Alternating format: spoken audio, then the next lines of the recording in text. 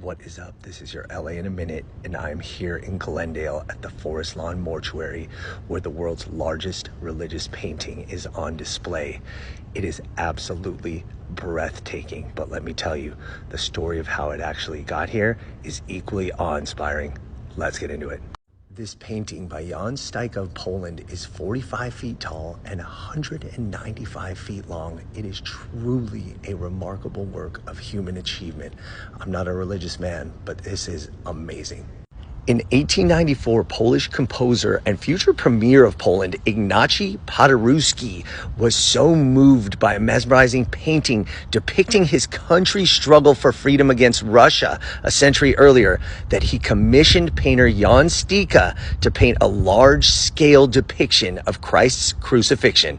So the 6 years that the artist spent toiling on this masterpiece, check this out. They actually have the brushes, palette, and some of the paint that he used right here. That's pretty neat. So the artist traveled to Jerusalem for inspiration, and that's where he drew the sketches. Once he was satisfied with the sketches, he traveled to Rome to get the blessing of Pope Leo XII. He finally began painting in 1894 and finished it 6 years later.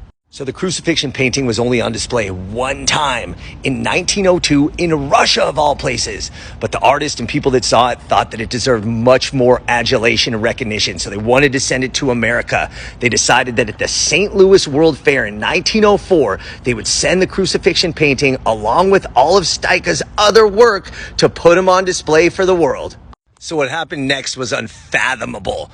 The painting was too big to fit inside of any of the halls, so it was sent to storage in New York. What happened next was even more tragic. All of Stuka's other works were burned down on the last day of the World Fair. He never was able to see his painting exhibited in America.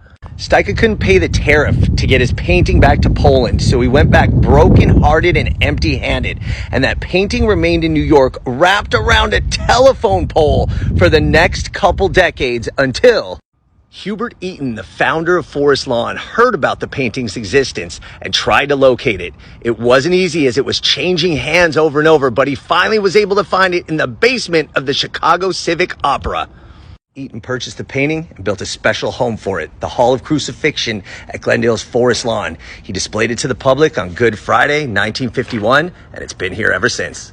So whether you're religious or not, this is truly a stunning achievement and a masterpiece. And it's right here in Los Angeles at Glendale's Forest Lawn. All right, LA, it's been a minute.